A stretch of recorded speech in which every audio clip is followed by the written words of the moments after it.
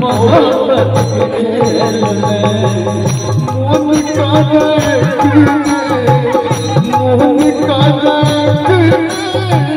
कटी जाता है।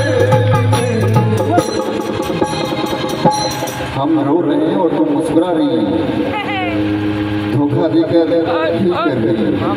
हम रो रहे हैं और तुम मुस्कुरा रही हैं।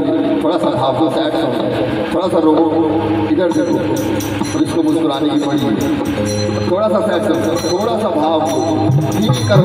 क्या करा सो प्यार पे नहीं बने, वो भी प्यार की होगी, ये होगी मोन का रखने कटी जाता है। खत्म के लगी मोहब्बत में, खत्म के लगी मोहब्बत के